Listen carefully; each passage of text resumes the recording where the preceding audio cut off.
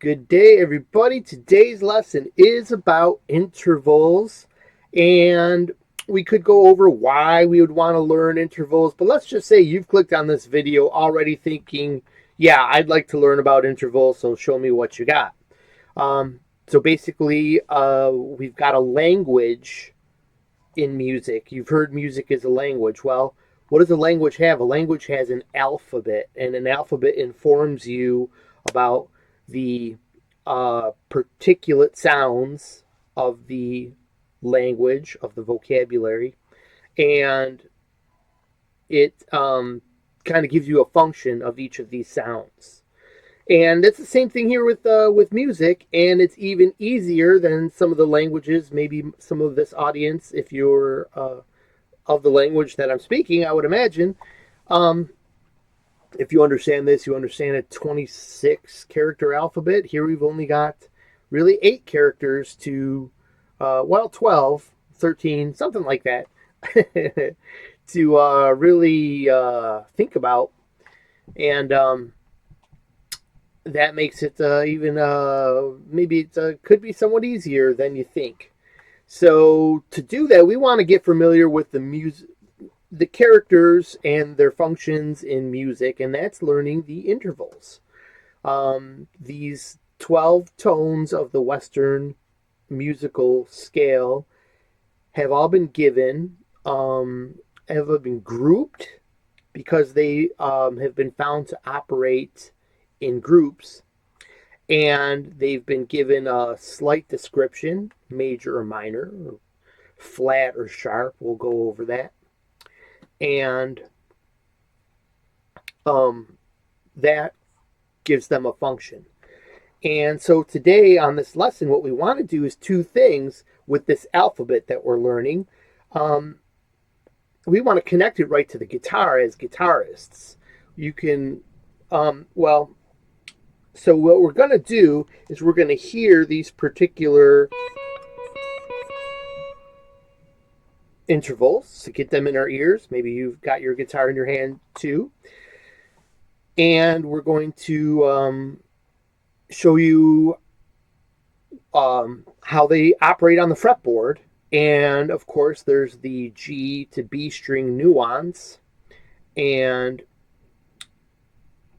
we're going to show you the how the pattern may change, how some of these intervals have more than one pattern and quite a few ways you would like to be able to understand quite a few contexts around the functions of these intervals, which we're going to go over. Let's dive right in from here to know more about what I'm talking about. So to understand the chart we're going to use today, at the top here I've got the basic row of intervals from root to root or octave, so the same exact note repeating the next note higher.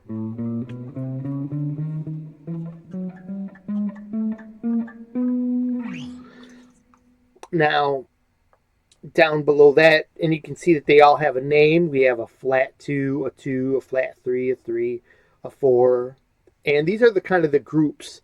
These work in ideas. The 2s are going to kind of work together in their functionality. The 3s have a kind of bring a new functionality into the picture. Not together, but they are both doing a similar thing to music. And then the 4th kind of is on its own, is its own unique kind of thing there, but not always. We'll go over that. Now B here before the 5, that means flat. We're using that our symbol as our musical flat symbol, and our hashtag symbol is our sharp symbol, like for the most part, like music notation. And so we have flat 5, a regular 5, and a sharp 5. Now, why are there 3 5s together? Well, 5 is pretty much like the center of the musical scale, and that's kind of like the gravity point, the mirror, maybe the furthest away from home you're going to get. And so because this note has a level of importance, it is sort of working with the notes on either side of it in most situations. Now, you'll see that otherwise it would be just about a pair of every note. It's a pair of twos, a pair of threes, a pair of fives, and then this could be a pair of sixes, and sometimes it is in certain situations, which we might cover later, and it doesn't really matter for the scope of this video. This might be referred to as a flat 6 or even a flat 13, but we'll talk about that later. Now, we've got this, the pair of 7s here. Once again, these pairs are all operating the same. There's a flat version and a standard version. We'll put it like that. And so with the 7s, it's the same thing. There's the flat version, the standard version, and then we're back to the root. Now, this is how it lays out on the fretboard. We're looking at this cluster of notes down here that looks annoying and crazy, and I might want to do this, actually. We're going to draw a little bit here if we can. Think about what size pointer. That's going to be too thin. Let's use this. All right. So here we want to kind of think one helpful way. There is kind of some groups here. We have the 4 and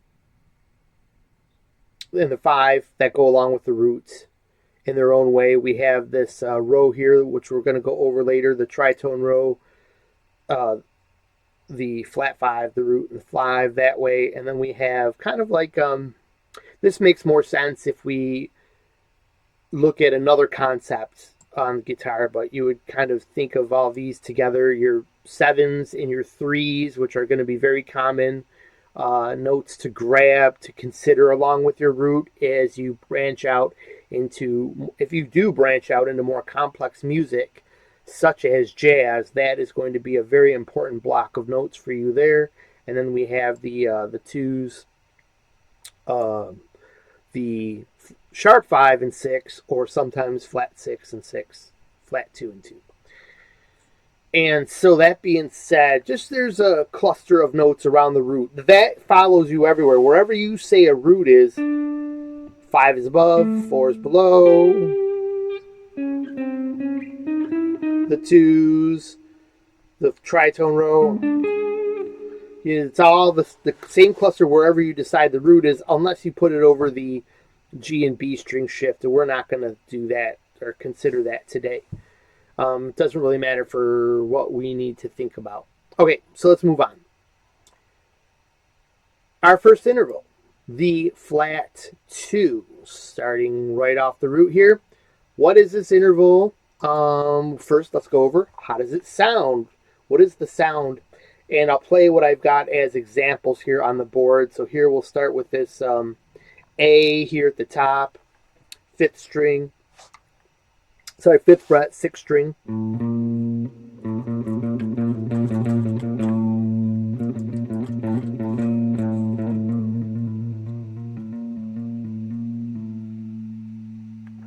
Here it is in a song.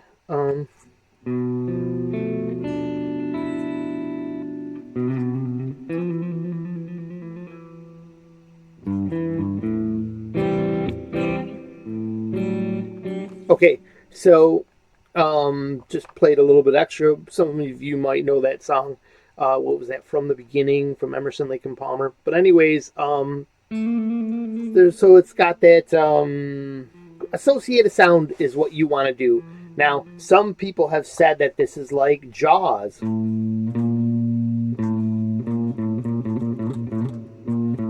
And it does have that kind of warning sound if you play it up higher.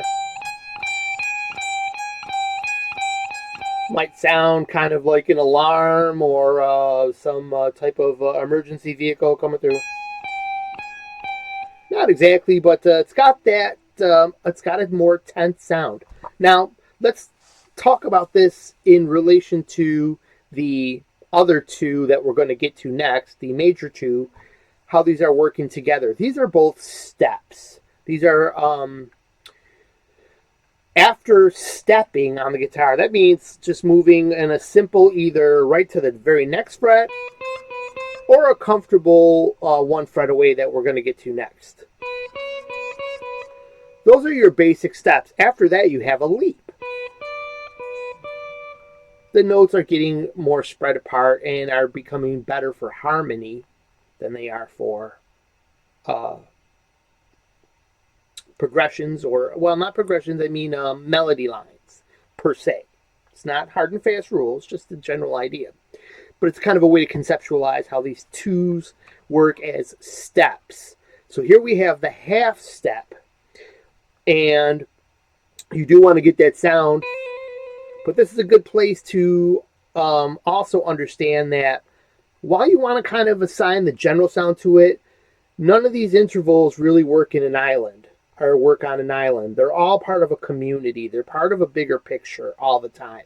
So yeah, there's the individual sound that's very tense, but once it functions in a larger picture, there's some other functionalities involved. For example, while this is a very tense, the most tense of the two steps, here's our next interval, the regular two. Now here's the one we're dealing with. To me, that sounds something more serious about it. And with that being said, since there is a different emotional content with it, it starts to have its own functionality. Now, talking in terms of scales, these half steps, it's where these half steps are very important. A scale made up of just all regular steps sounds unique and interesting, but not something that's used very often, and also has a very ambiguous sound to it. It's those half steps in the scale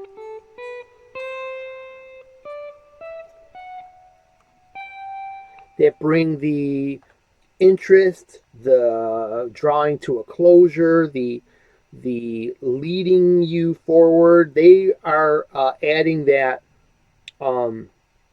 emotional content to these lines, to these melody lines, or these scales, if you will. So it's these half steps are real workers, and you really want to know them as more like that, more than just knowing that, okay, it's this weird, because could use that in a song and a chord, just like Emerson, Lake and Palmer did, but there's a lot more to understanding them than just that. So you want to know that here they are on our cluster. That informs us. It's just the same in this instance. It's just the same as how it's written out. It would be written out, standard left to right. You'll see as we get down into the deeper intervals that changes quite drastically. But in this instance, very easy. They're next to each other. Okay. They are also, another important thing is to understand, as far as scales go, how on the guitar fretboard, the half steps in the major scale, there are two of them between the 3 and the 4, and then coming back home from this major 7 to the 1, the B to the C in the C major scale, is the other half step. There's two half steps, and they operate in a square like this. No need to go over that in depth on that. I have a million lessons on the importance of those. Probably look up magic square or search my channel for that, or how to navigate the scale, whatever. There's a million lessons. I've talked about it a million different times, how this square is a navigation square, and it helps you understand the entire fretboard, and it's because of the half steps found in the major scale. Cool.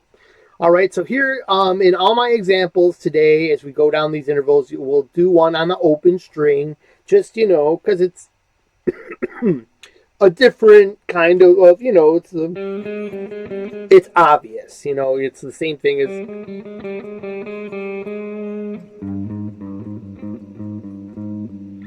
so, but just for completion and to put these things everywhere in the neck, we did that. Another thing to think about, on this one, on all my any interval I have that crosses strings, this is obviously on the same string. Any interval I have, but not always, we'll go over that in a second. Any interval that I have that is on the same string does not cross the G and B string gap, so we don't have to show it doing that. The final thing I'd like to show on for all these intervals on our fretboard diagram and by all intervals, I mean all the ones we get through today, are the chords. Kind of thinking in more of a chord, or here's another way to think about this in scale terms. Here we have E to F, and so we're talking about the what is that, 19th fret to the 15th fret, 5th and 4th string. Now that's part of C major. That's that E and F half step between the 3 and the 4. 1, 2, 3, 4. 1, 2, 3, 4. Put that in the camera a little better. So, you want to understand that when you're moving around in a scale like that, where you've got the 3 whole steps and then you skip strings and you've got more whole steps, it may look like you've only played whole steps, but when you went from here to here, you completed one of those half steps. That's another good thing to know about. Now this note with this yellow square with the star in it, this is how you would maybe want to conceptualize this interval with in let's say thinking like a chord kind of. So let's say you wanted a interval. Once intervals get higher in range away from the root, there's more freedom to put intervals together that might, like, you know, together here, this wouldn't sound good in a chord. That's not going to sound good. But down here, that might sound good with some other notes involved there.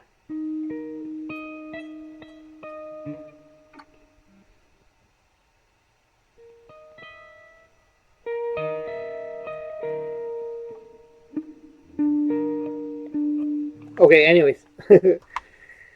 That'll get more a little better when we have the when we get to other intervals. So let's move on to the next interval. I think we've said enough about the flat 2 here, and that'll get us to here. The regular 2, also done in yellow for some reason. I did use a different color for each interval, but not the 2s. And that's because they're kind of like so easy, because they're just right there. It's a whole step. This is probably your most generic interval of all of them. So get this one, but it's probably also the most common. If you're going to move in stepwise motion, you're going to go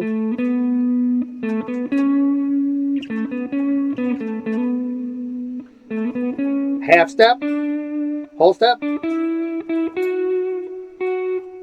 whole step, half step, half step.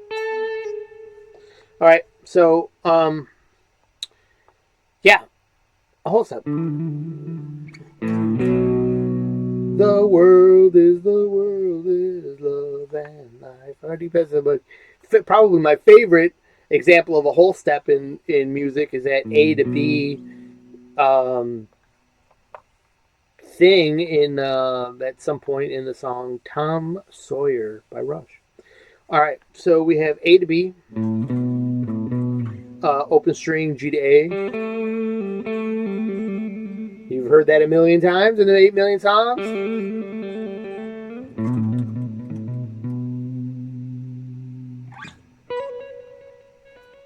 The examples we have listed, nothing crosses the screen, nothing major to do.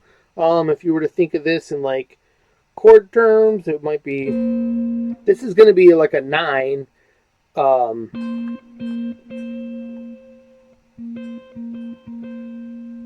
So do I have that right? I'm so just not sure if I have that right, but I gotta have that right, because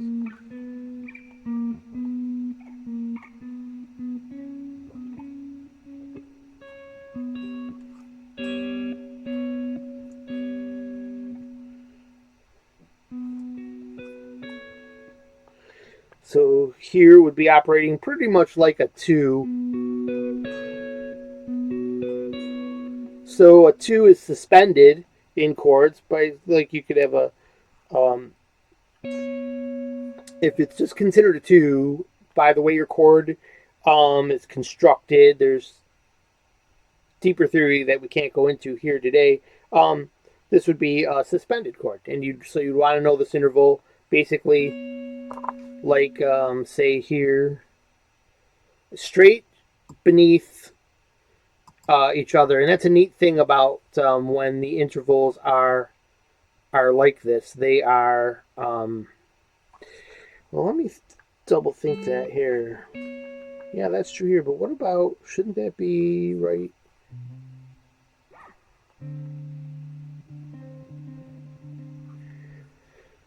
All right. You could also think of these as like no,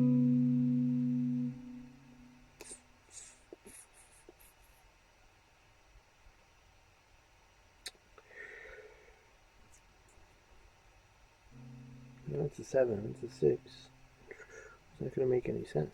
All right, so it's a. Okay, never mind. It was got confused about something there, but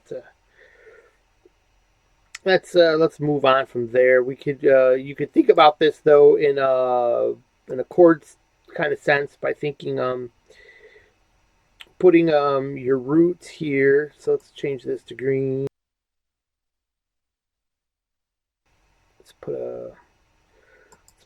a root note here and a root note here. So what do we got? We got our cells in A and E, F sharp. That'll be confusing. Anyways, whoa. So down here, from this note, we have a second. And one kind of way to go, like, oh yeah, that I guess that is obvious, is to think about this chord that you might know. That sounds familiar, your general power chord, where you have this.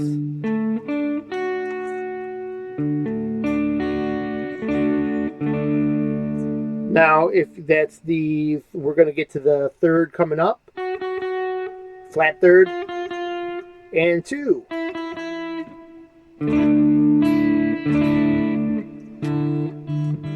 There's that interval we're talking about. So that's an easy way to conceptualize. If you're like, wow, how am I going to remember what's over here based on what's over here? I need a reference points. I need a scale to think about. And you could think about it from a chord idea and get there 3, flat 3, 2. Just the same way it's listed there.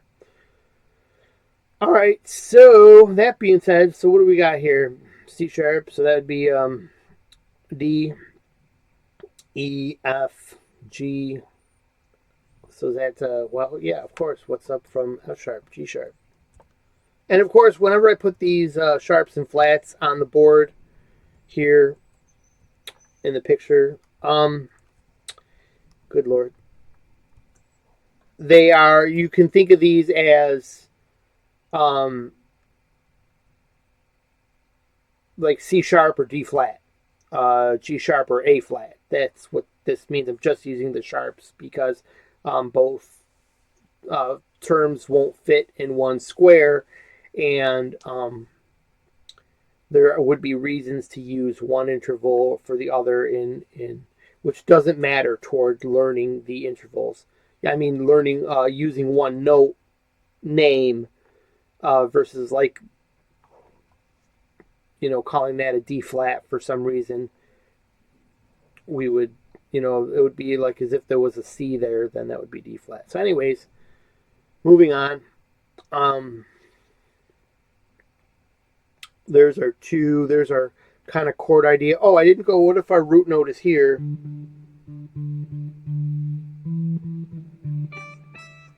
Well, that's pretty easy. Duh. It's going to be the same as, I should have done this down here. From the A and the B, well, there's also that B right here.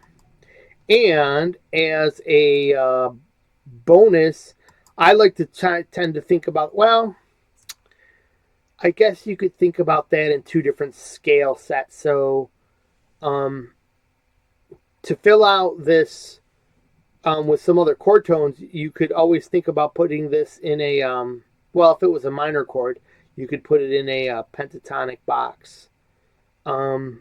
Yeah, I suppose you could do that too, but I'm not, since there's two, I'm not going to actually list them. But if you know this box right here, 1 3 1 4 1 4 1 3 1 3 1 3, that would be for major. So if I had a um, I wanted to put this in, have this major second way up high in my chord, at which point we would be calling it a 9, because that's a whole bunch of more theory that we're not going to get into today. But we would, the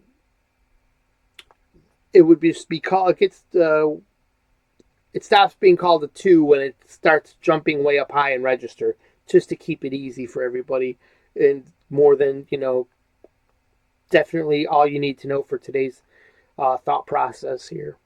So you'd want to include this. It's a pretty note to have in a chord, so you might do this, or just keep it more simple, like.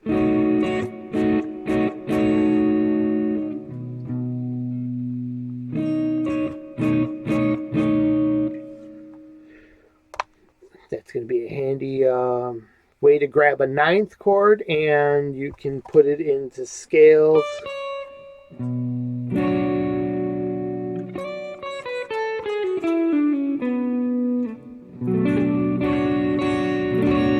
That was me playing it like a minor. I could think of it like a major 9.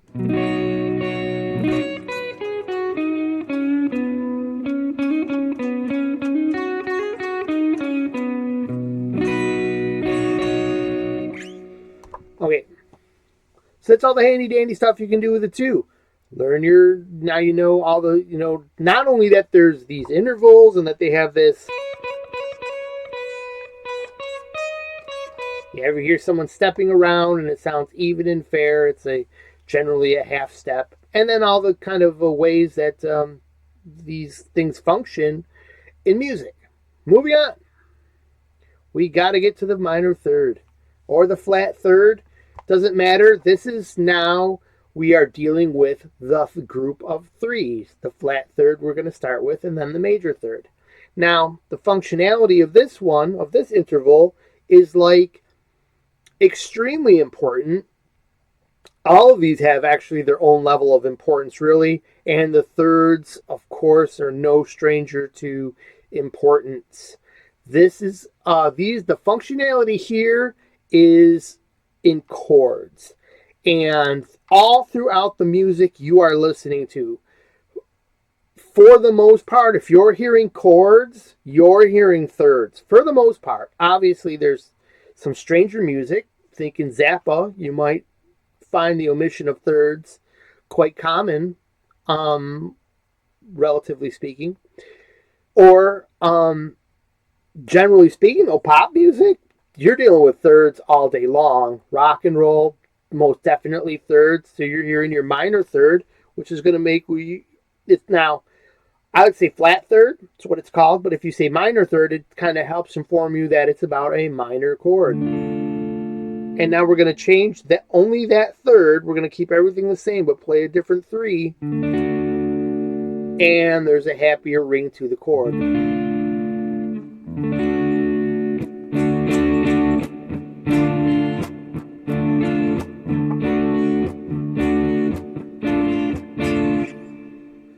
Definitely, they have a really interesting functionality when you play them together. When you incorrectly, as far as like right and wrong notes, that kind of abstract concept of thinking, the threes really have a fun time breaking the rules. So here goes. Now hopefully that sounds happy to you. because that is a major third. Now this would be the minor third. So we're not playing that chord. We're playing that chord.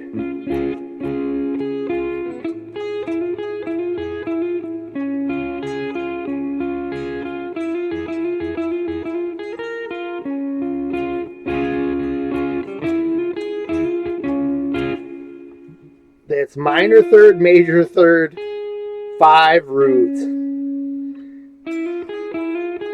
You can hear how much fun they have, you know, breaking the rules. So anyways, you know, because it's a major chord. Why would you want a minor third, you know, a totally different type of chord sound to sound during your major chord? But maybe you want to get a little loose with the juice.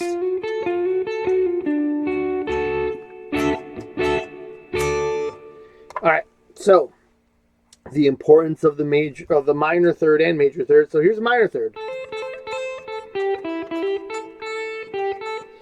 And I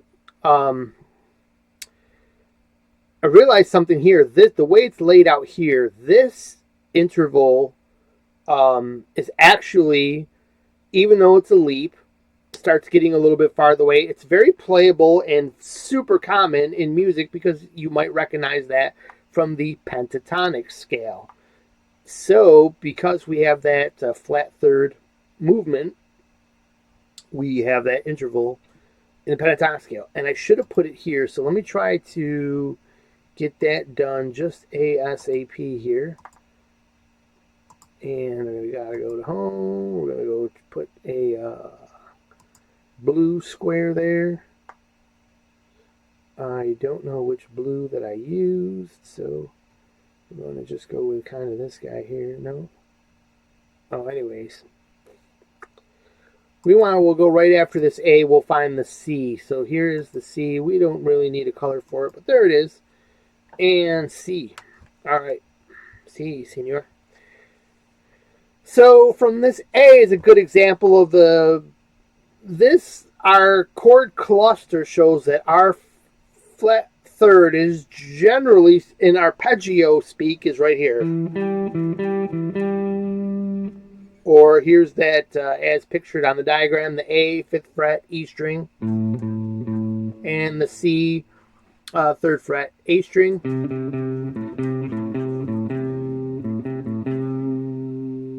As an example of an open string here, we'll go down low here, 2nd fret of the B string. For C sharp and E, these are all a flat third apart. There's an importance here with finding your 1 and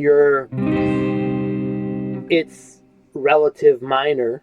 So for the 1 in the scale, that would be the 6. Natural major, Ionian. A Ionian related to C Aeolian. Now we have, let's say, a Lydian paired with a Dorian. I'm sorry, C Dorian. A, C. C Dorian. Now we have the darker scales. We could have a Mixolydian with C Phrygian.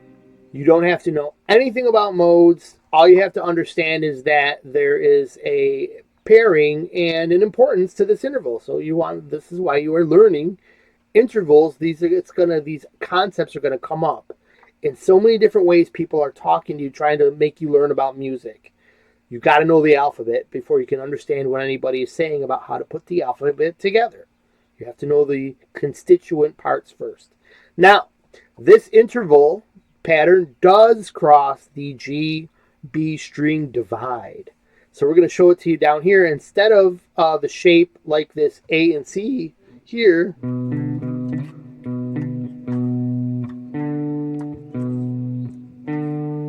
we have this will be over at the 12th fret on the G string, playing the G, playing the B flat, So if I were to go up, let's say, to the 5th string and find a G, I am not crossing the divide, so my B is going to be down here 1 fret away, like you can see here.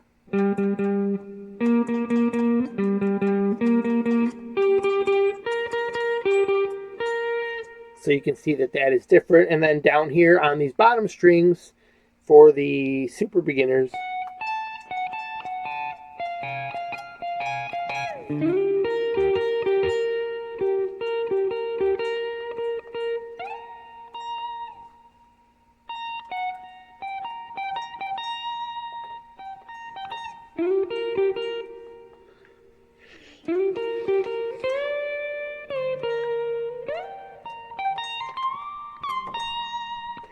see, once you know that, then you can make your lines.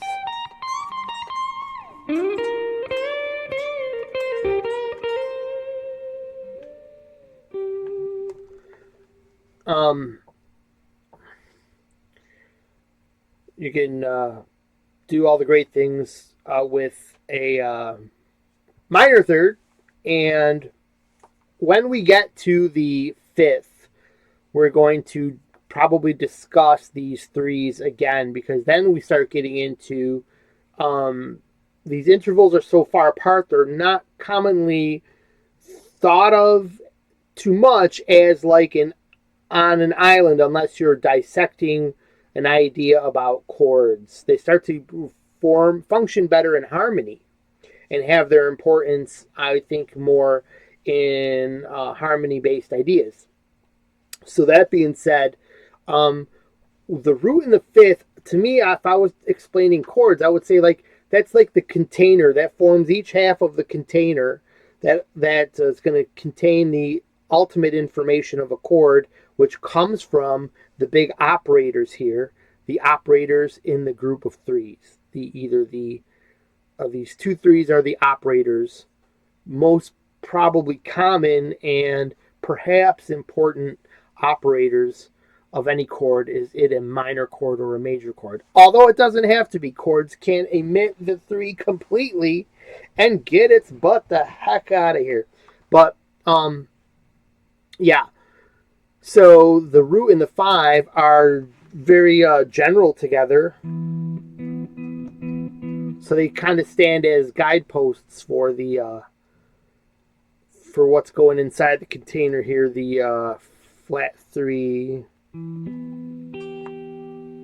So there's root 5, flat 3, root 5, major 3. These give a stable harmony no matter what. A very similar stable harmony. And, well, we're getting into the importance of the 5th, and let's wait till we get there. All right, sheet number 5.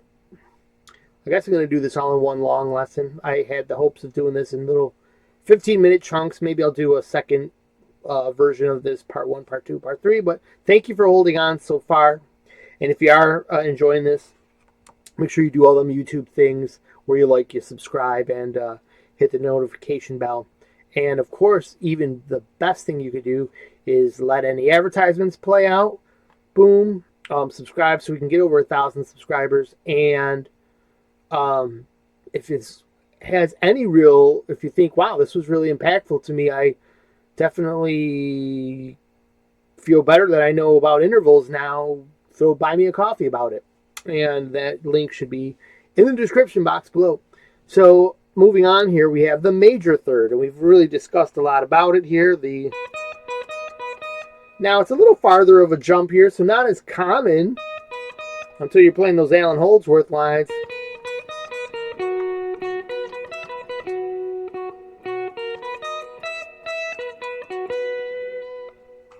Yeah, not sounding like anybody mentioned, but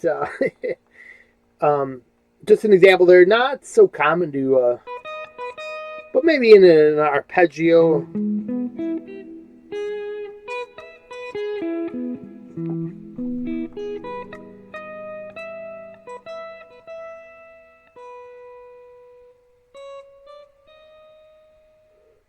Yeah, 1 to 4 there. Okay, so the major third, but important in chords. It's going to have that happy sound in you, so you're going to want to know this interval anywhere. Here in our first example, down here for G and B, you can recognize this as the beginning of the G, or the top or bottom, if you, whatever you want to look at it, of the G chord. It's also the C chord, which those are major chords, so they have that interval. Most chords that are major are going to have this interval.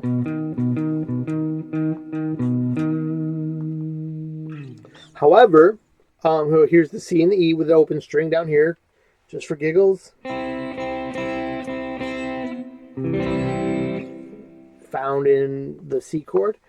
Now, our G to B string shift, funny, we'll use the 12th fret there to elucidate our G and B.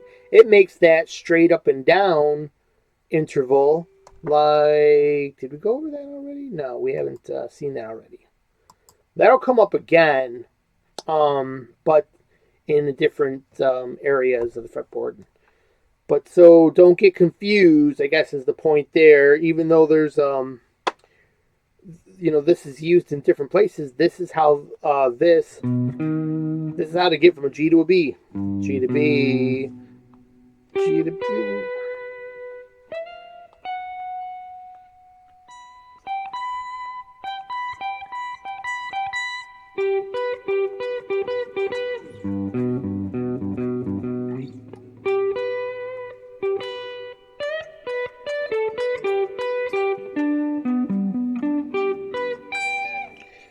And you can see that, you know, when you're playing that open G chord, you pass those two intervals, the G and the B. That's why those two open strings work, because the interval is stacked. That major interval is stacked that way. Always remember that for that string set. Okay. Another thing that I'm surprised I didn't put down here, and I'm wondering if I have it on a wrong screen somewhere, but anyways, let's do this. Let's go there. Let's talk about this in a chord kind of related way really fast. If I had my G here and I wanted to think about where's my nearest third that I didn't want to stretch up here for. Well, I know obviously there's one down here, but what if I wanted to make a chord and put the third somewhere else? What options do I have? Well, we can just know that simply by following the octave pattern from the third that we have. We know there's one here, the B, so we would just go here, and this should be another third right there. And sure enough, it is. And you want to think about the way that we got a little bit of a different color there, but not like that really matters, but it's going to bug the crap out of me, so I'm going to change it.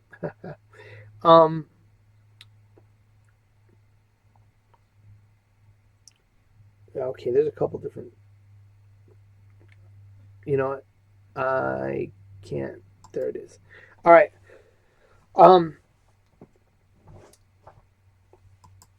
Chords. So this pattern here, I should have shown this for minor as well, and look at that, I didn't. Why don't we do that really quick? From A to shine in A, why don't we do A over here, kabam, kaboom, and go like this. So this is going to be a very important interval for you to know too. And to get from the G here, oh, you know, we went from A. Sorry, I screwed that up. Like, how the hell is that a B flat, dude? Your brain B flat. All right, so from A we have a C. Would that be correct? Yes. So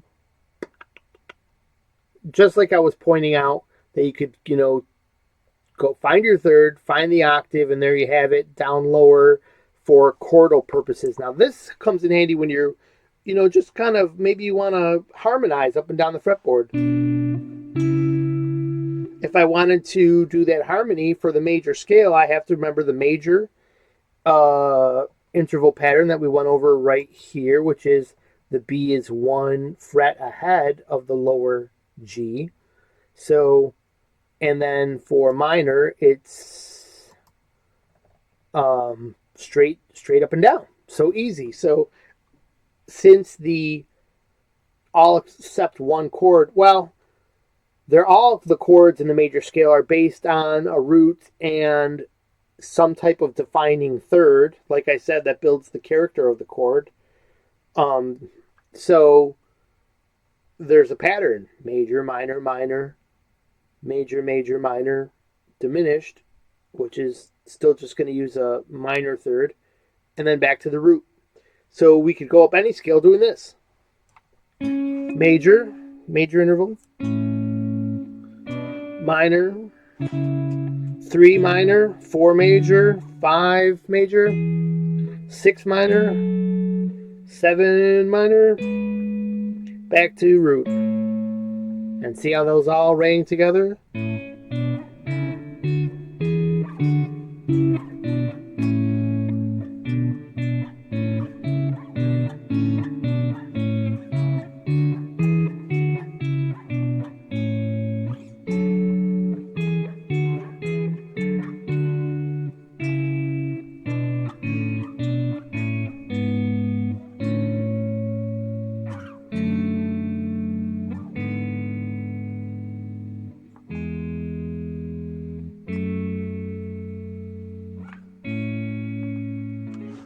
There you go.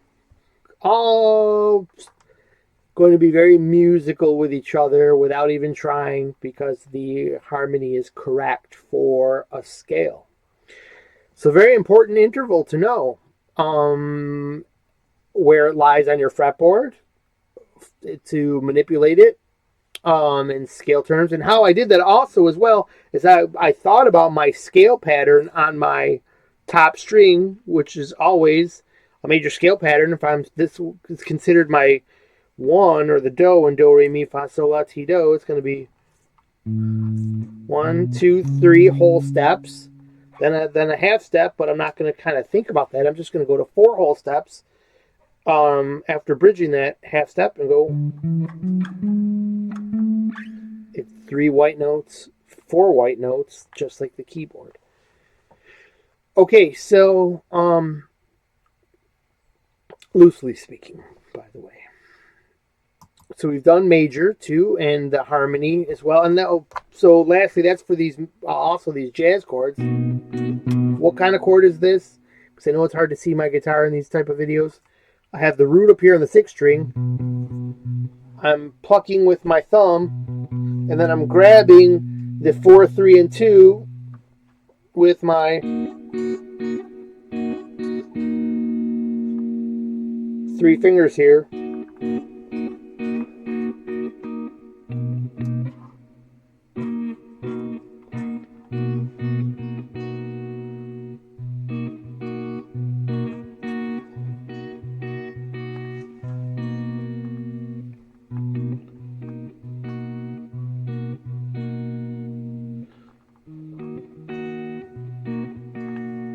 Incidentally, because that shape down here is the same as a bar chord minor from a totally different fret here, that's actually what you're doing is moving from the 1 of the scale to the 3.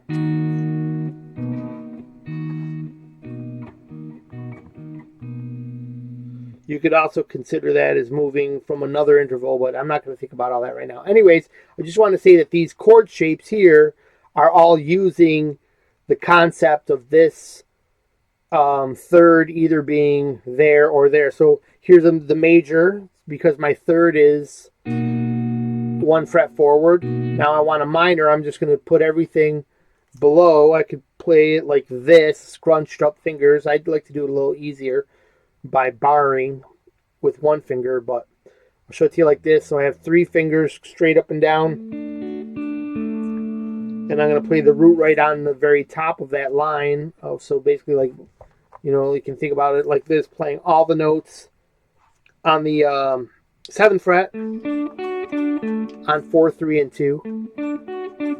G, D, G, and B. The strings D, G, and B, by the way. And the root on top, the B.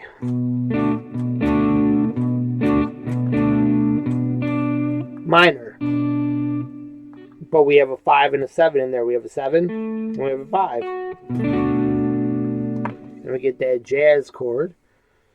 A common jazz comping chord, let's say. But it's even a little bit thick in there with the 5. But that's more than you need to know.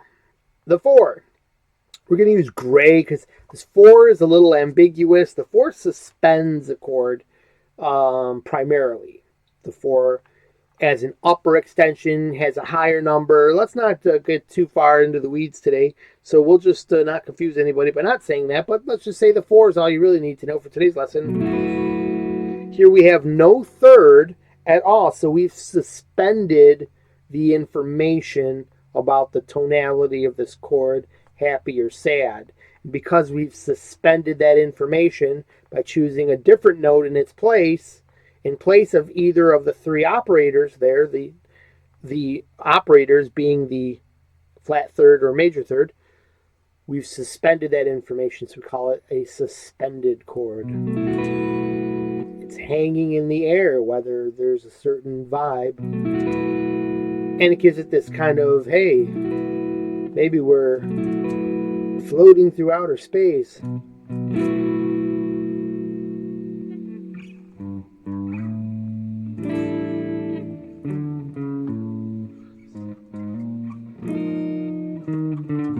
Some kind of police riff there is trying to break out. But anyways, Walking on the Moon or something like that. Common suspended chord. I think there's one in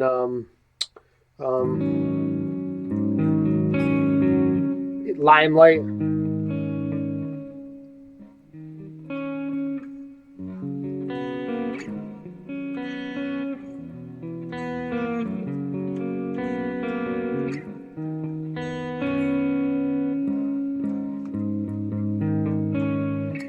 Stupid headphone wire keeps on getting in the way.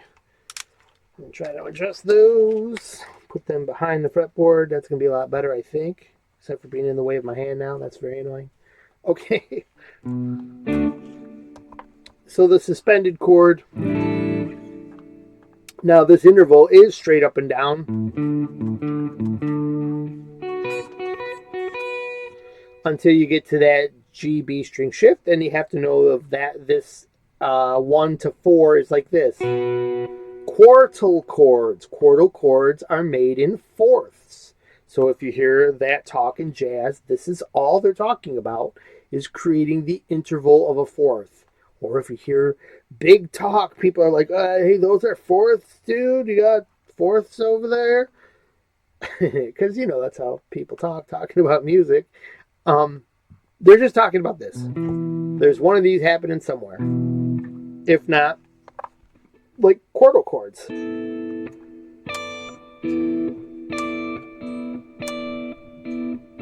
I'm hearing Rush in the Presto area. I think they experimented with quartal chords a lot on that Presto album. Alex Lifeson did.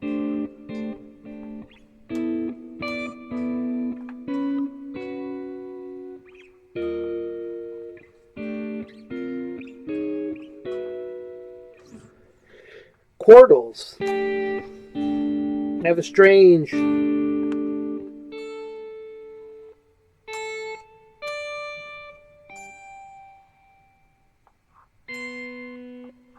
weird kind of interval thing happens there. We can go.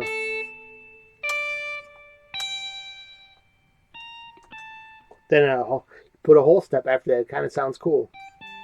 So we have a 4.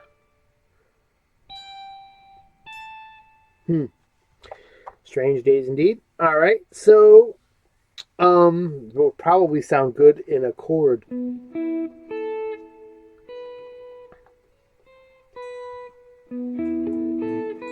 Let's try to play that. It does sound good in a chord.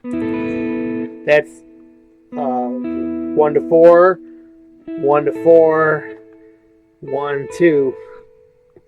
That.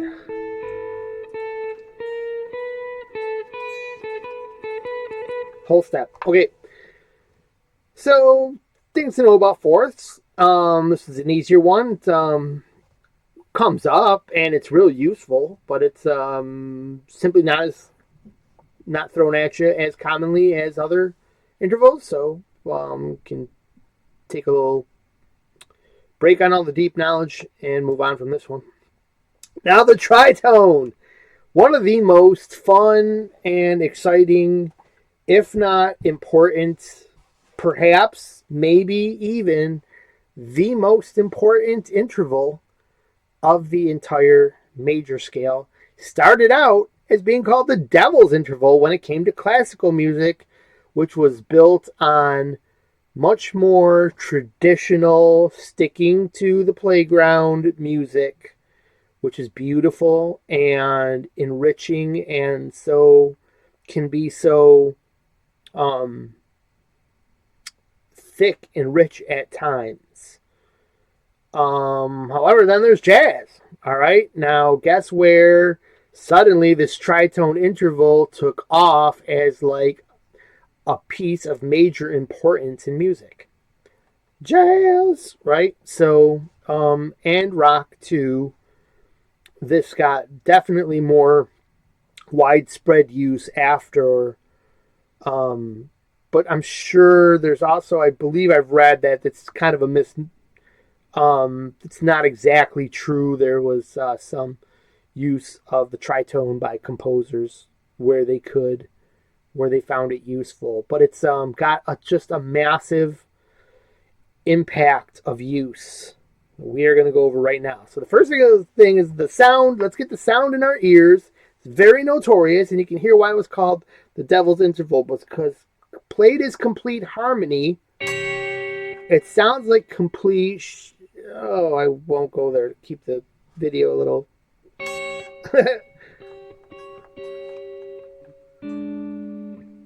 Let's play another one. Play another one.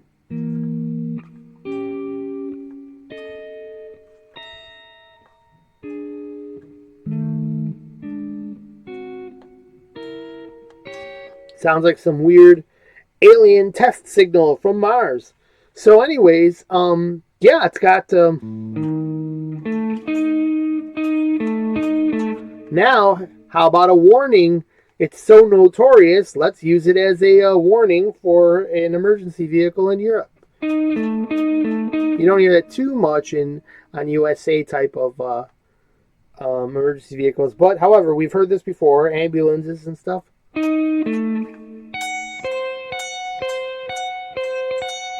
Car alarms. Emergency scene. The train is coming down the tracks. Something scary is happening. This tritone is where you go. But there are so many more uses of it. It's unheard of. So as a straight line here, it's kind of far away from wherever you need to be. So it's not very useful as a kind of thing here. It's more definitely as a great detail that we're going to try to get into here of a harmonic implications. But also, it's also explosively, I don't know about the word explosively. It's just got a massive impact on you learning your fretboard. This is huge. Around this tritone, or a tritone is found in the navigation square, but let's look at the way this tritone lays out on the fretboard, okay? You can see that this one, like, totally crisscrosses the fretboard in some kind of weird way. You hear it makes it sound like that? But it's only, as random as this looks, it's only two different lines heading in this direction.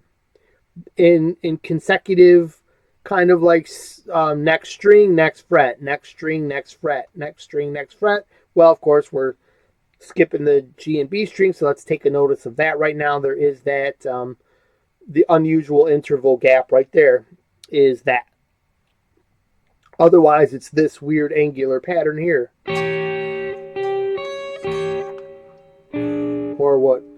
Looks like a power chord on other string sets right there. Anyways, so there's only 2 of these rows. These are identical an octave higher.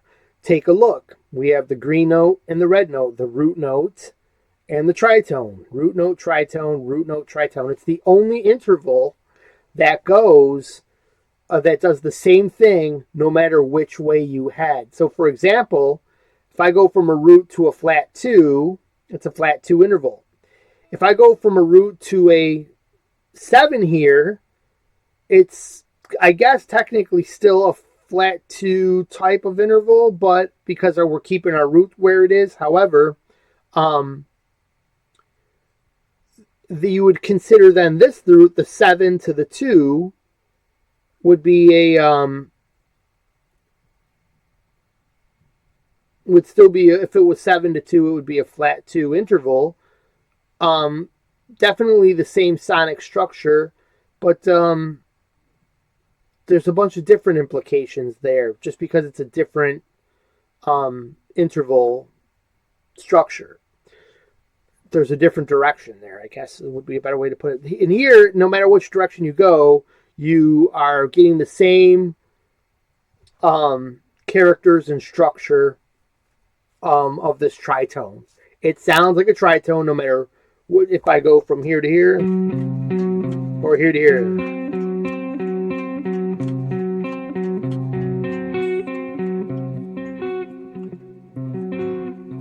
Because it's the octave row, and so the it keeps on playing the same exact 2 notes. Now also, and it's also symmetrical. There are the regular 5 can sort of do that too, but it's not symmetrical. And this symmetrical nature is what you can use to navigate the fretboard. It makes a big box, like we talked about in the beginning when it came to those. If you add your half steps in, these become the boxes. And this is the way, like, for example, how I would, like, if I was kind of feeling lost here and I was at the top of the of a scale shape here that has, now I want to move up here, but I don't, if I didn't know where to go, I would think, oh yeah, I know there's a square there, but gee, where is it? Well, I could think of my tritone row here. I'm looking for this square, so go up the tritone row and just visualize it there.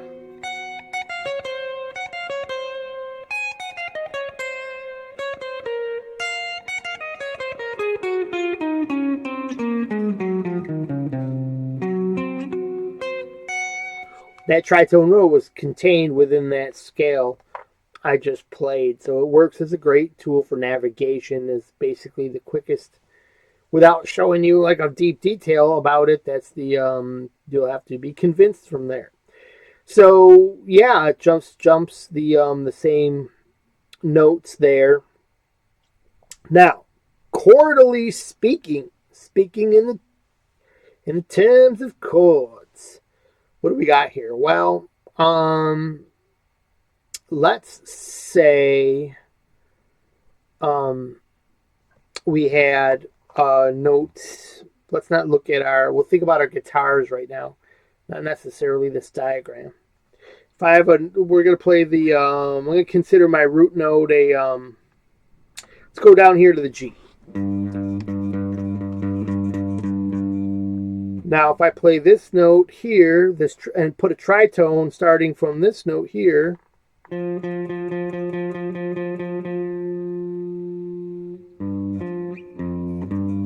that is a flat 7, and this is a third.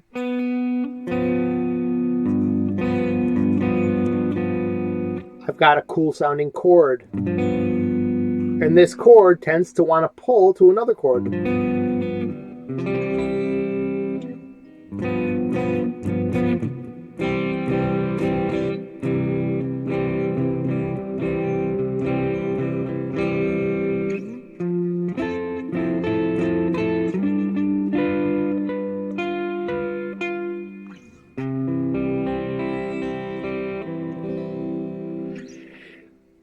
I played a 4 chord, which does not have a tritone interval. Then I played a 5 chord, which does have the tritone interval.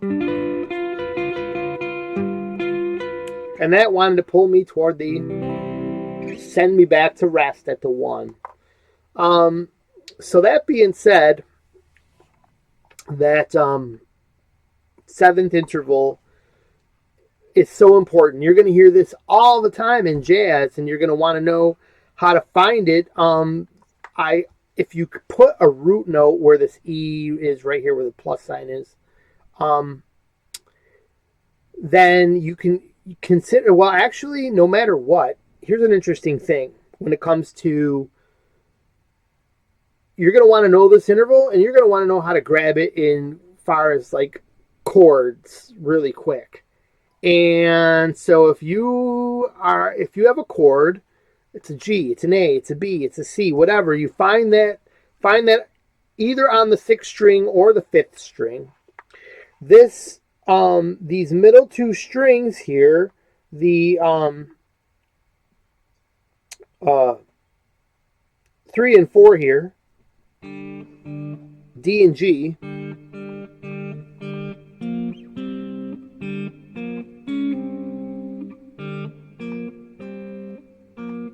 sorry, I just had to. Anyways, consider this like your 7 and 3 rail. And the interesting thing is, if I pick a root note here on the 6th string, my 7-3 rail, I want to find my 7 or 3s by using these 2 strings. The 7 and 3s are always going to be a choice of here or here. But the neat thing is, if I choose my 6th string as a root here, so here we're on the what, A, my next string down, the 4th string, the D string, is going to be my 7th rail, where the string is a rail, and that rail contains my 7s. And the string below that, the G string, will contain my 3rds. That's the rail that will contain my 3rds. So if I need a flat 7 in a major 3rd, if I need a regular 7 and a regular 3rd, for that pleasing sound, for that 5 sound, and for that minor 7 sound.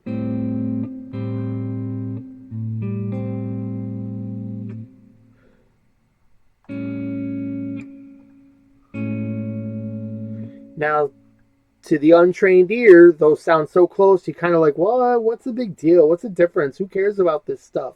Well, that starts to become very, very, very detailed when you want to get into, this is what it's all about when you're playing music with other musicians and you want to play deep concepts about music. You want to know about these 7s and these 3rds. That'll be coming up way down the road for many of you.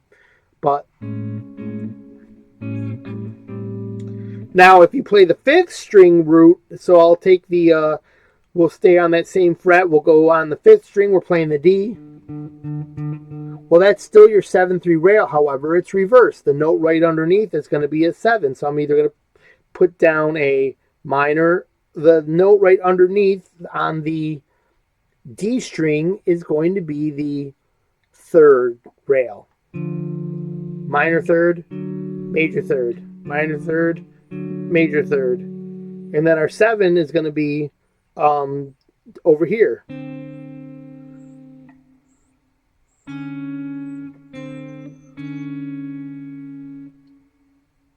Because here's the octave.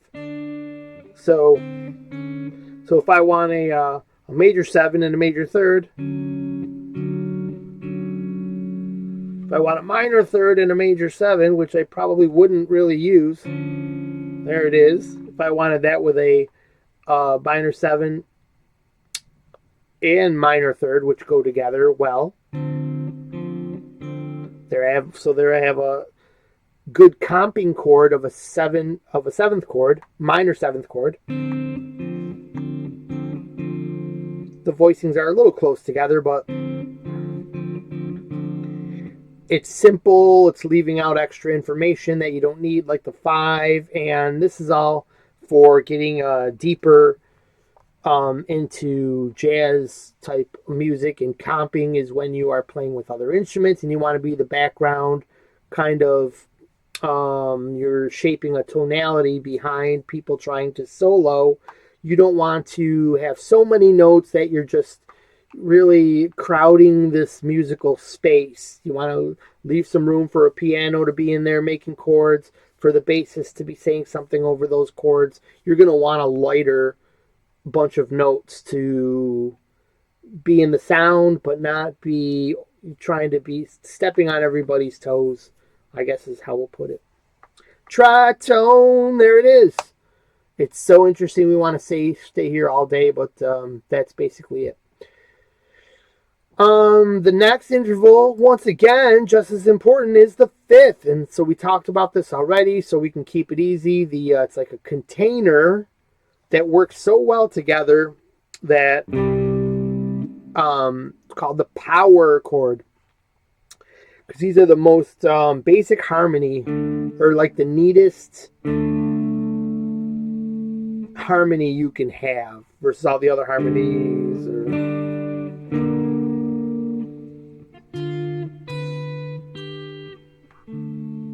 There's just something about that. The way the two notes ring together when they are a 5th apart. You add a 3rd in the middle to give that a nice 3-part harmony. And that's where chords start and what people really like to hear. Here's the root in the 5th, which amazingly and stupidly I didn't put down on the board here. So let's do that now. We need a root note here, and ooh, I did wrong. I need a root note here, and that's going to be kind of crowded. So why don't I do this? Why don't I put a root note here? Right? Yeah. Okay. And then we'll put a gray note there. Because I'm trying to elucidate right here with this idea that you can get a super awesome 1, 3, 5 just by thinking in this term. This would be your, as a matter of fact, let's put that one gray too, because this would be your choice of 3s right here. And that's a common, very common for learning chord tones and chord tone soloing. Just shrink your chords down from these big, redundant. Very good if guitar is the solo instrument. You want these big, meaty chords. But the truth is, if it comes to soloing and keeping things simple, you just want to strip everything down to their constituent parts, and they sound great.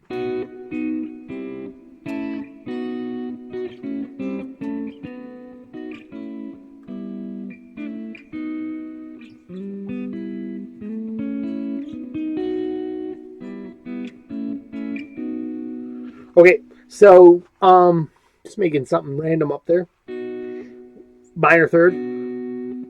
You hear the change there? Happy, serious, sad, I guess. Okay. So here's all the intervals of a 5. In our general chord cluster understanding here, it's this note. And then that translates to, over the G and B string, to be forward like this.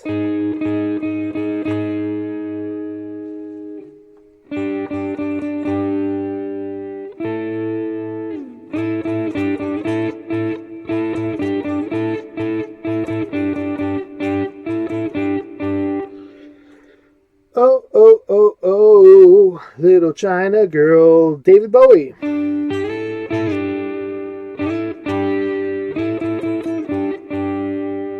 So something about that 5 has a people in the U.S. thinking about an Asian sound for for some cultural reasonings deeper than I can go into here. I have no idea about, just what's randomly coming off the top of my head. So the 5 you're going to mostly play. So that's important here. Well, let's stick just the last final thing I want to say about this interval. This is helpful when you want to think about chords. When you're finding chords in a song, you can find a lot that go, and a lot of times you're hearing 1 5 1 5. That's a common, or 4 1 4 1. But let's not get to that. Does work like that, but we'll see that in I think in a little bit. Or well, we saw that when it came to the 4. Let's go back to that really quick. I mean, take a look at this 4 shape. Straight up and down, straight up and down, straight up and down. Well, let's go back to that 4. Hey, wait a minute, hold the hell on here, because this shape is here just like on that other diagram, straight up and down, straight up and down, straight up and down. Here you might ask, and this could where this diagram comes in handy and ends the confusion for, wait a minute, but how can this be a 1 4 when you're saying it's a 1 5? Which is it? Is this a 1 or 4? Take a look at where the root movement is. It's where you're going to and coming back to is very important when it comes to these intervals. Here we're going from, if I'm at the top here and I'm considering A is my root, D is going to play as my 4th, like the cluster shows here.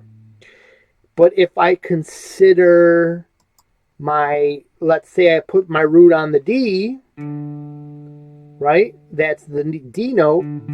Above D is A. Now that's operating as my 5. So if I stayed, now also like to, if you want to elucidate these principles in musical terms, what you would have to do is make sure that something elucidates this root. So for example, while some instrument is playing this like in a solo sense, or as a melody line, a trumpet, a guitar, a keyboard, a piano, the bass player might just want to be holding down or elucidating too in a bassist kind of way that, you know, D is the constant. It's the root. So if that's the constant, 5, 5, 5. So now if I just reverse that, now I'm going to play the same 2 notes, but I'm going to make the A the constant. A is the constant. That's more playing a 4.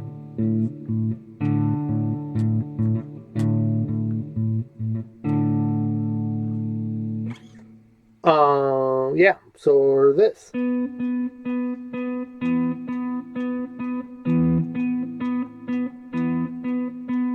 But the other way, the same notes. And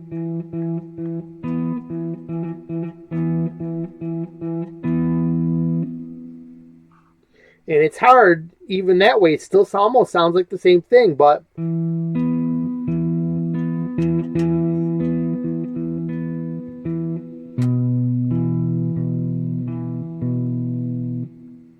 that is a 5. But if we played this,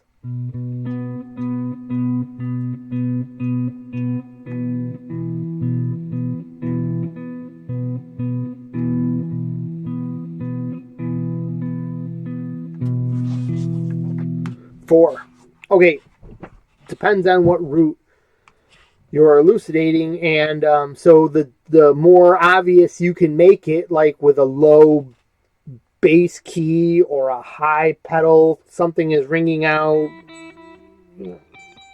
over the music, some strings on a keyboard or a low bass note, anything to establish what the constant note is, where the gravity point is, then these intervals will work as instructed, even if they are associated with the same structure, pattern, I guess would be a better word, and or the same notes.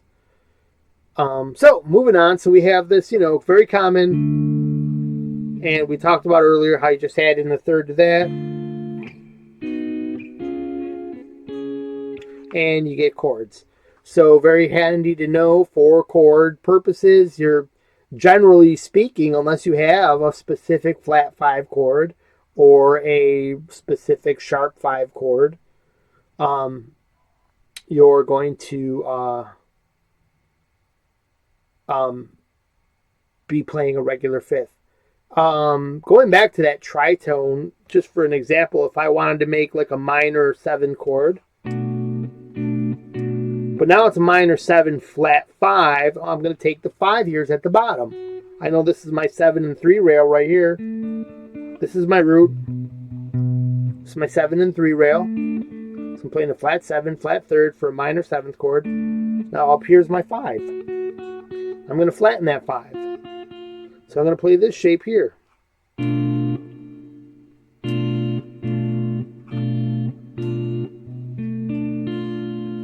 Has a sound to it.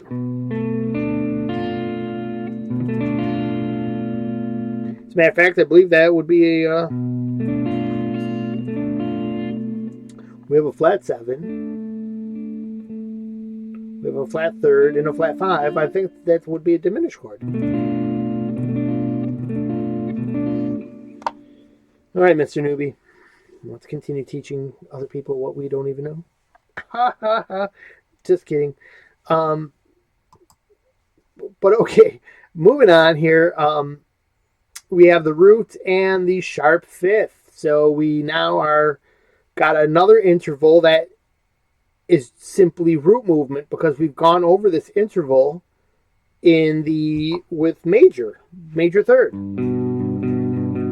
And you can see on this diagram why that's happening on the guitar fretboard is because the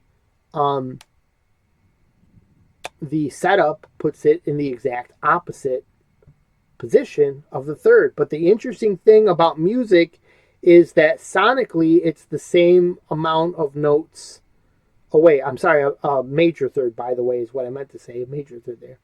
And it's sonically the same amount of notes. So if I consider this root and I go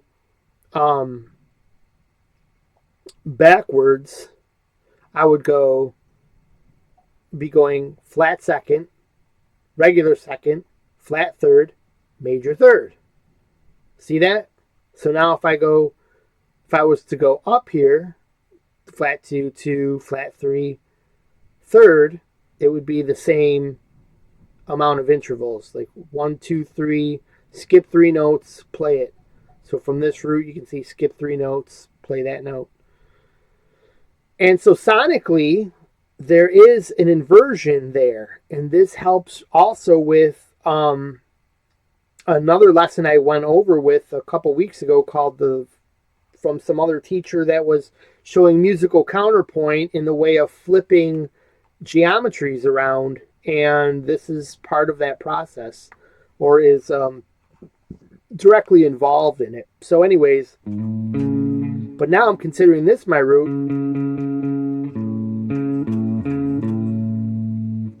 It's got its own unique sound. I like chords with an augmented 5th. So if you hear this in a chord, is where it's going to be the most useful probably is in chords. So if you hear people talking about augmented, they've taken the 5th and they've augmented it with a sharper tone here, with what would be the flat 6. But now they're calling it, because it's working with the 5th as a 5th, it's augmenting the 5th. It's going to be a sharp 5th.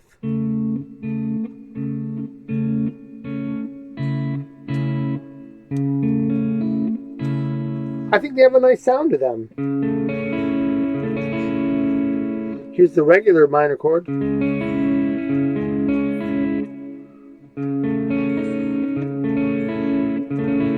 They had like a sense of hope to a minor chord.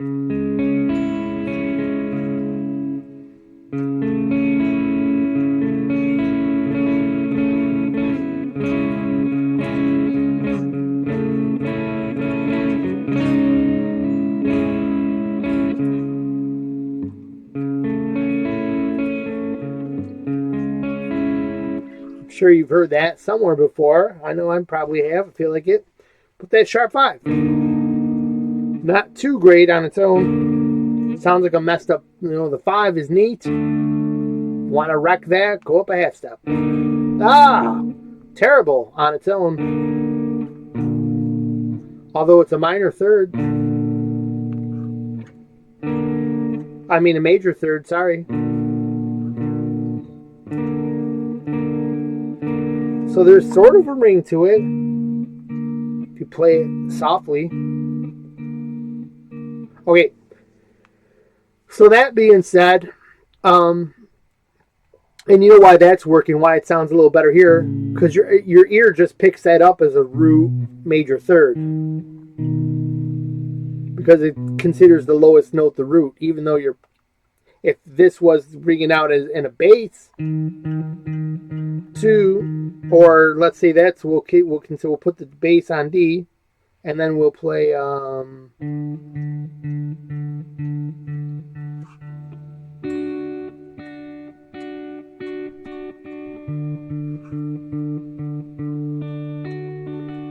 no, I was doing that wrong. Because now they're the so that would be making this the root, and then I was still playing a major third. Anyways, I don't want to get drag this lesson out too long. You'll have to figure that out. But if you made this the root, or the, now I want to play a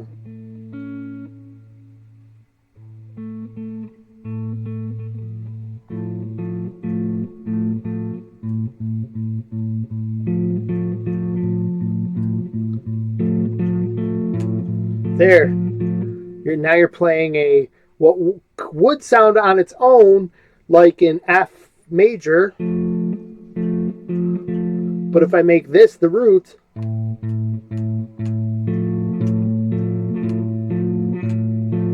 now you're hearing it more as this first, then that is the addition, the flat 5 or the sharp 5. Sorry. But here we just hear, which is like A augmented chord here, or A with a sharp 5. So I'm playing is A, F, A. But here, just playing the that part of the chord, your brain defaults to hear an F as the root, and now it's like we're playing a F major chord. Moving on down the road, all the interestingness of the sharp 5, not super common. The 6. I like to think of the 6 as more chordally. Once again, we're repeating an interval. Now we're dealing with the minor third. How do we know it's not a minor third? We change our roots.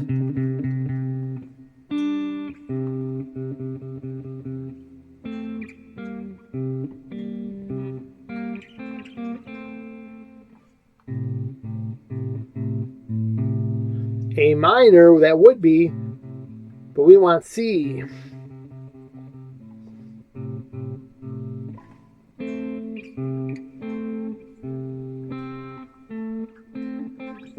Anyways, it's got its own sound. The way I like to think about a 6 is back to that kind of jazz 7th chord shaping and comping. You're going to come into a 6th being used from time to time, and you're going to want to know very quickly and very easily how to grab a 6th chord. And that is basically like playing that 7th chord. You got that tritone interval here. We'll slide that down 1 fret. But what I mean by 1 fret is straight above your middle finger there is your index finger on the top, on the 6th string for the root. So in this case, it's the 7th fret, it's a B. We'll move this shape down here, down 1 fret, and now this B note at the top here is above there. So we're like this. Now I have a root, a 6, and the third, the flat third, so it's a minor 6 chord. Major 6 chord.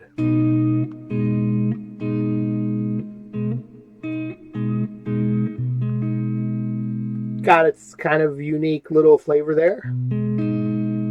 Definitely usable and will evoke certain moods in certain places. Minor 6 chord, definitely.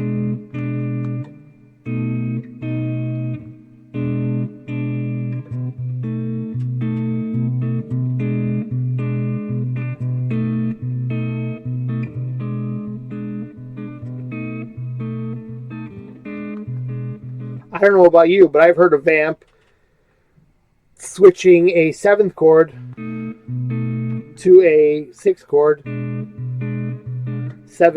a major 7 to a, well, not a major 7, a dominant 7, should I say. And that's what I should have said that word during the tritone. That's that dominant 7th chord, and I probably said major 7 and screwed everybody up. But anyways.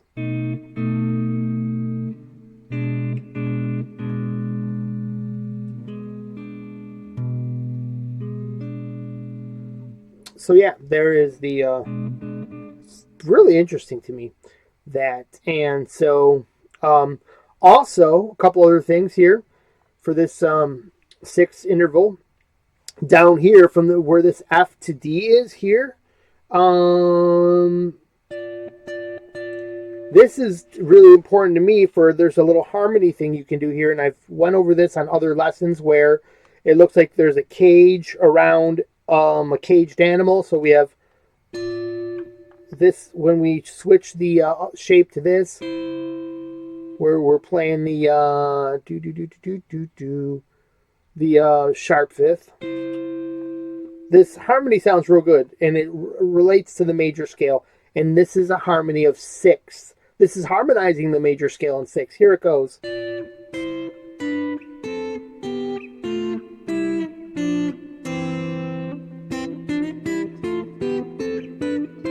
Now I could give you a lesson in what I just did, but I'm not going to.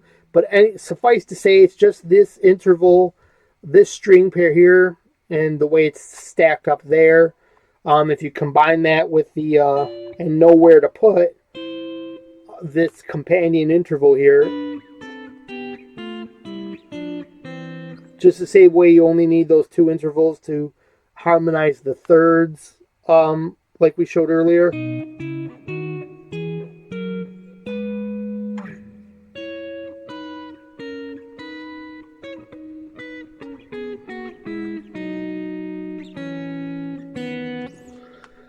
So yeah, there's that. Very important, very cool.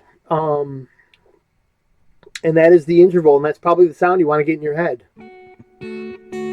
Because then it's much more memorable as a 6 in kind of like a chord instance than it is together, close range. Because then you're talking about the same as a root and a third, a flat third in this case.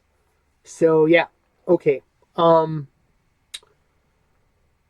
And perhaps that's all we're doing here now. I called this a 6. Now that kind of, so you can see it depends where you're referencing these, what you're considering the roots. Because if you flip this around, what I just played here, this thing, you could consider this roots and major third, minor third. Yeah. No.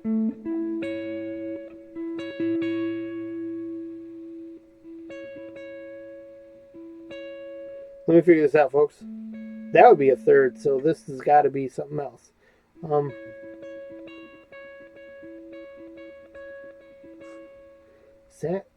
Could that be a flat third?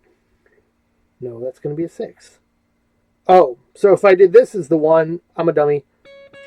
If I make the bottom rail the 1s, then the tops become the thirds. Okay, so if this was the root, then it would be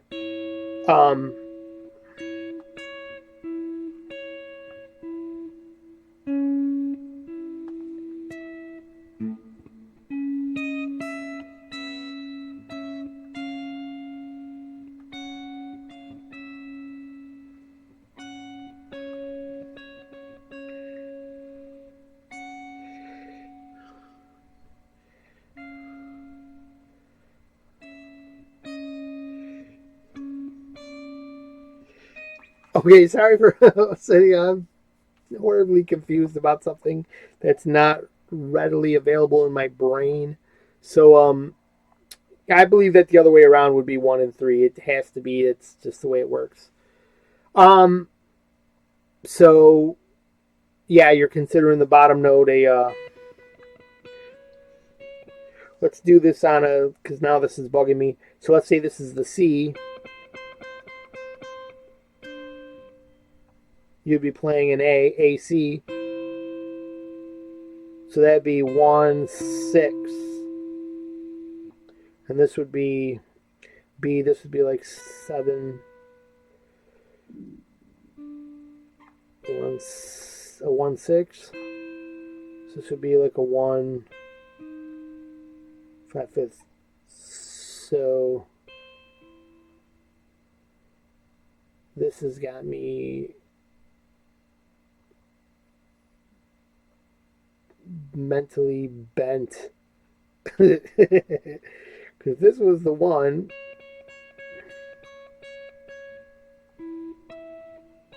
Yeah. I'm so dumb. So if this was the 1, it was that easy. It's right there. 1, minor third. 1, minor third. Because there's an octave apart. Gosh, octaves always save you. So 1, 3, a minor third. And then this is the major third. So there it is. It's the 6 harmony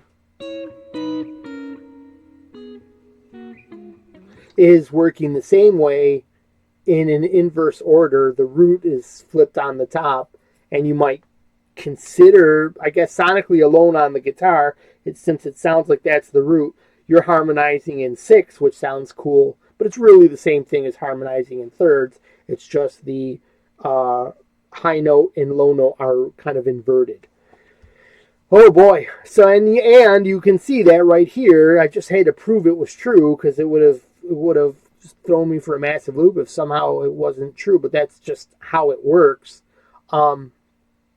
Anywhere the inverse is. So here you can see the inverse of root and 6 is root and flat third, and that's why this interval, with this A being green and the C being the interval color, or the A is the root, would be a minor third as an inverse to the 6th, and the sharp 5 is an inverse to the 3. Okay, moving on, and that's where that comes from, by the way. So all these inverse, how intervals are flipping around, this is the method behind that madness. The final thing is here is this one also I picture in a scale shape. If you want that 6 in a scale on a chord, it's generally going to be found usually in the 2 minor.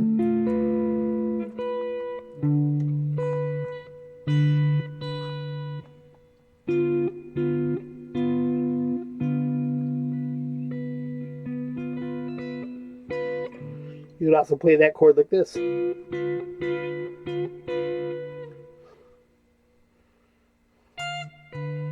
Even like this. And you can see a six chord also has a tritone interval in it, which makes it a minor 6 chord, by the way, which makes it kind of cool. But anyways, in the gray notes elucidate a pattern many times known as Dorian, a Dorian shape.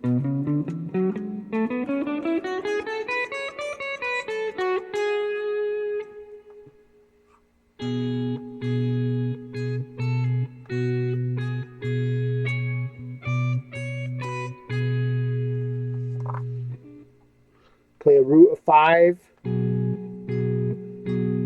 Sounds kind of busy. Root, major third, 5.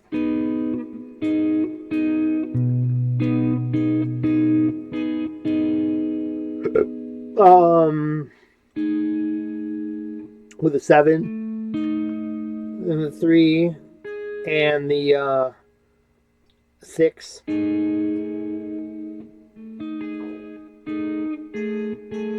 Those don't ring well together,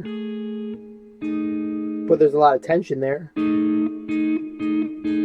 flat 7 and a 6. That is a, yeah.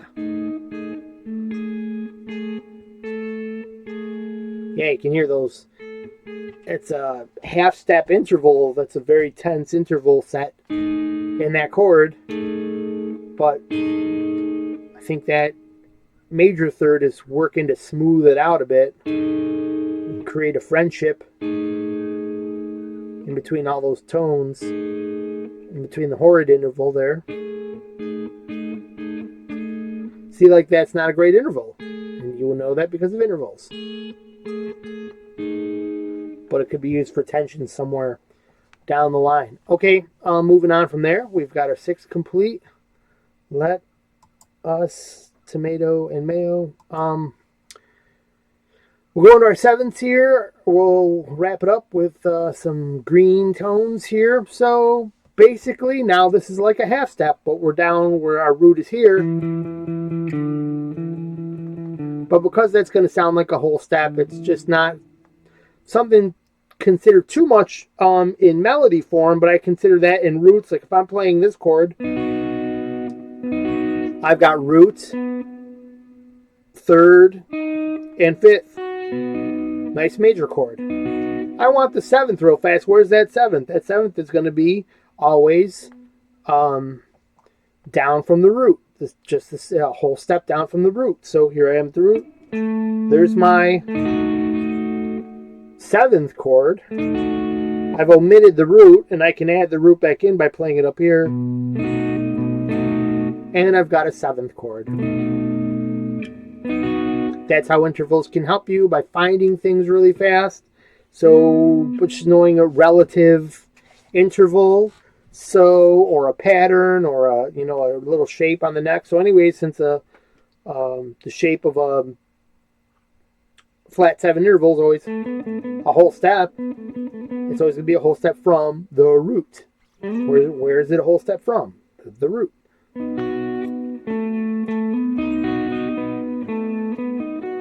And that's where this slide comes in a lot, when you hear this in more of a, if you were hearing someone arpeggiate a major chord, they might go.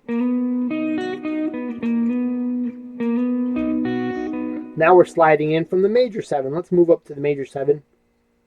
One interesting thing to know is the, actually, I did want to share this, and this is the same thing with the, oh, no, it doesn't work for the flat 2, but because of the way that the interval series works, I'm sorry, the octave, because of the way the octave works, the A and the G are stacked this way. So you have, now you have your choice of 3, so I can go minor 3rd. I can add in that 5. I'm playing right here. I want that major 3rd. But I still got that flat 7. I've got that Mixolydian chord, you can call it that. This is the dominant 7th. It's the 5 of the scale.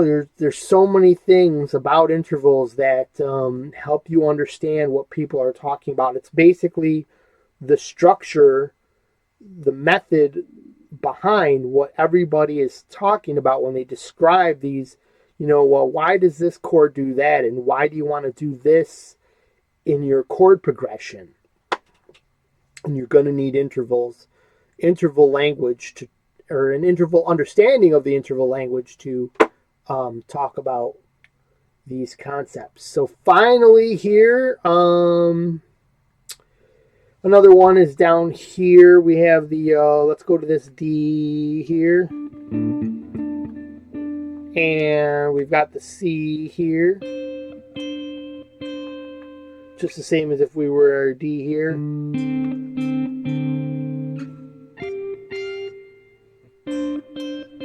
That gives us a choice of 3s down here.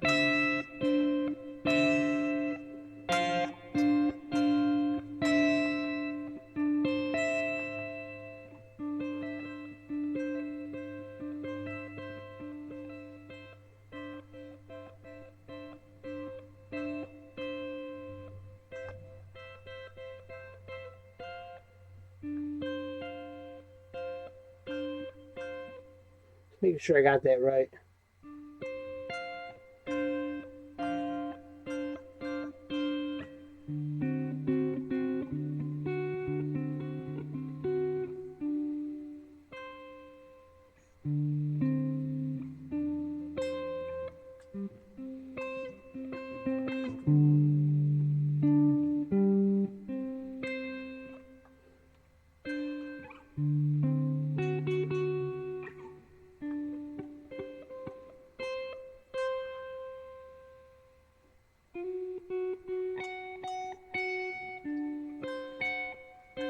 Oh, duh.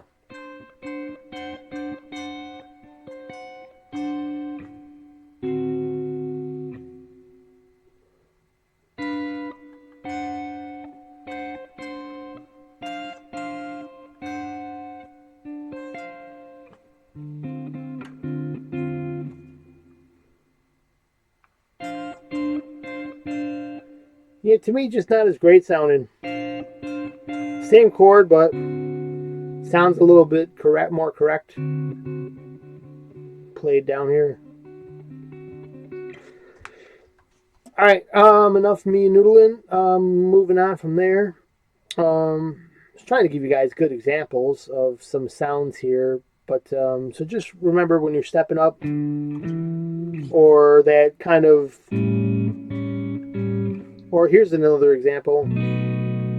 There's that. This is a flat 7 in a cowboy chord. Now it's muddied up in between a lot of these tones, but here it is. Now here's with a replaced by an octave matching the root of the chord, so that flat 7 is totally gone. There's no 7th in this chord. Sounds a little bit more purely, but more of a vanilla flavored major chord. Now here it is with that flatted 7th. Kind of gives it this little bit more of a enchanting quality to it.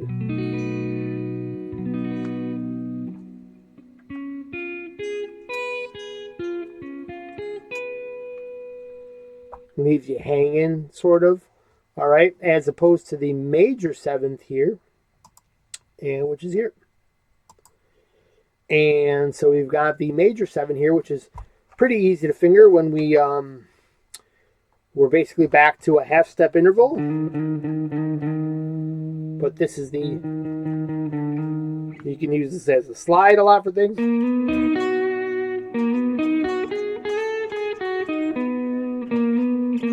But there's our sliding from the 7th.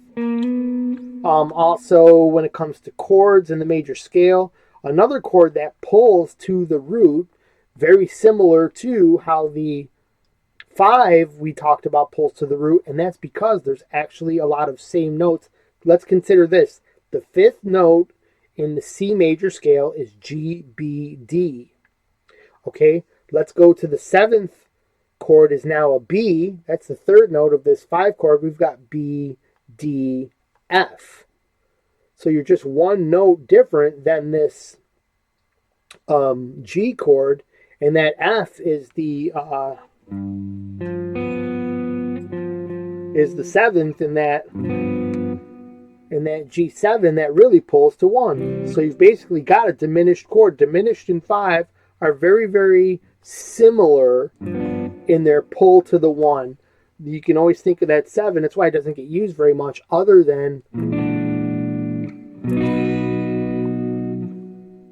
pulling to the 1.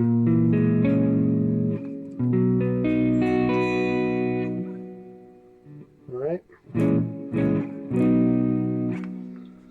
So, okay, another thing about this 7th chord, it's got a nice elegant sound to it, is that jazz comping chord shape where you can sometimes even omit this 5 and just consider once again, the 7 and 3 rail. Here we have our 7 is moved up from where we were with our flat 7. We're now up to the major 7, so we're here. Bad clash, but it sounds good with the other tones balancing all those sounds out.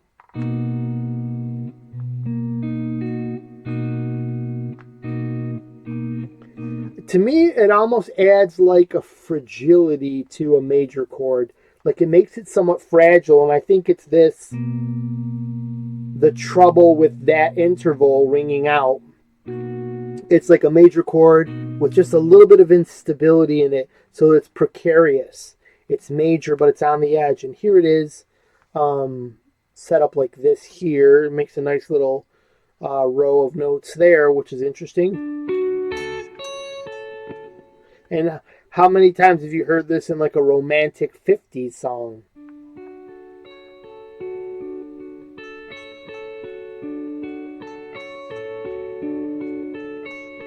Or if I was telling you, you're dreaming, you're far away on a tropical island. I don't know. There's something like elegant.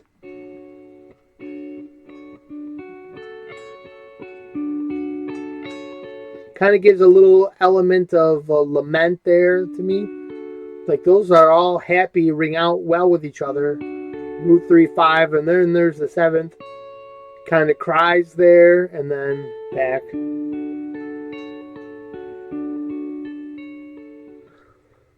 You want to play these intervals in these ways to get them in your head, and I've heard them often taught. One of the reasons I gave this lesson is because I've heard them taught in just learning this sound and this sound. Well, that's so you can identify them when you hear them in a melody, and that's great too.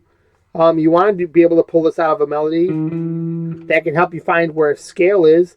That can help you find where a scale is when you find, okay, now I've got a whole steps and a half step. I'm starting to find out where this scale is.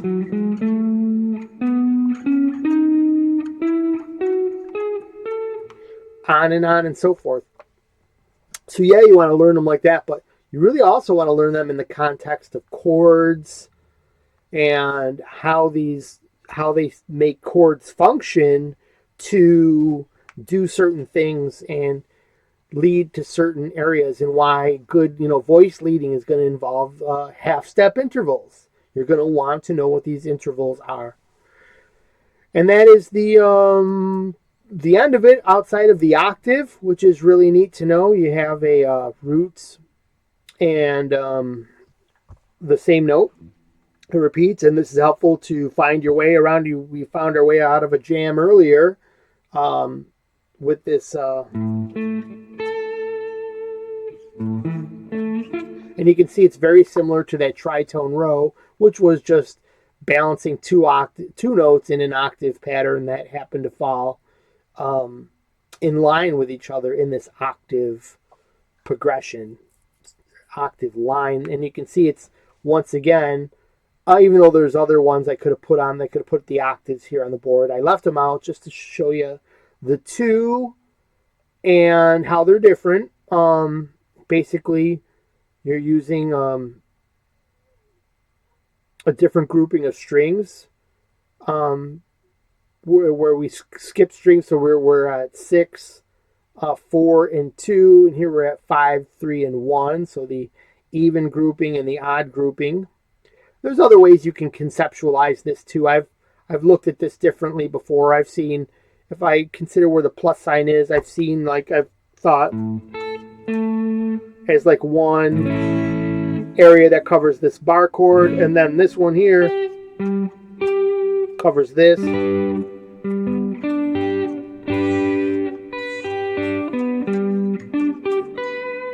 Is my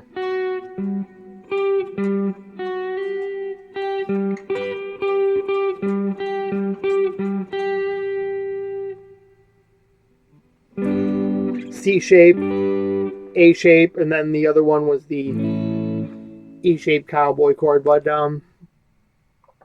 I mean, I could just think of it like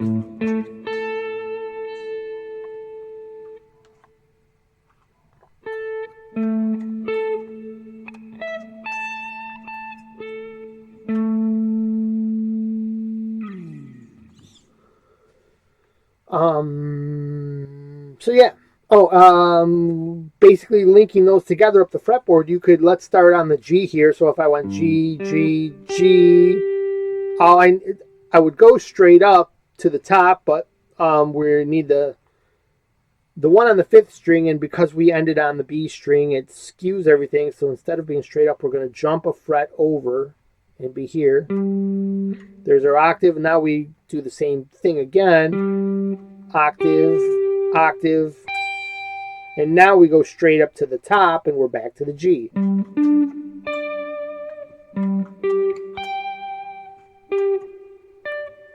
And we're out of frets. So it's just one way to get, be octave oriented, being able to visualize, jump across the fretboard quickly by taking one note and seeing wherever it is on the fretboard by knowing your octave interval. Is going to be probably going to be the importance there, and then you can know when chords are doubled up, so what notes you can take out of a chord, or when you want to lose an interval, and blah blah blah. So or like if I want to add this 2 into a chord, but I don't want it to be down low, I want it to be way up high, I might think of my interval pattern as, okay, I can put a I can put a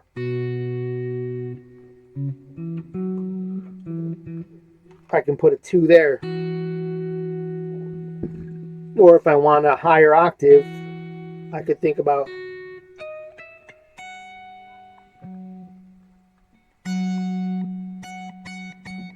well, that's going to be the same note. I want a 2. It's going to be like that.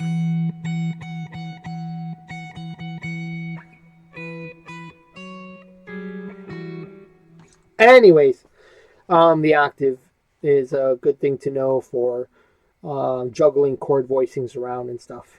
So, thank you for watching. Again, my super long lesson. Hopefully, it wasn't too hard to sit through. Let me know if for some reason it's imperative that I start making 15-minute lessons for you.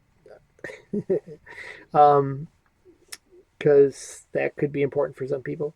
I know it is for me. I don't tend to watch super long videos, so I don't know how I get away with myself rambling on for so long. But hey, you see, I did want to cover give you the ideas for every single interval that I have in my head that help me understand all of them. So I'll catch you on the next video, people, and I thank you for watching, as always, like so much. And think about that buy me a coffee link. I could use a coffee today. We got more work to do outside of music lessons. So have a great day. We will see you soon as we click off.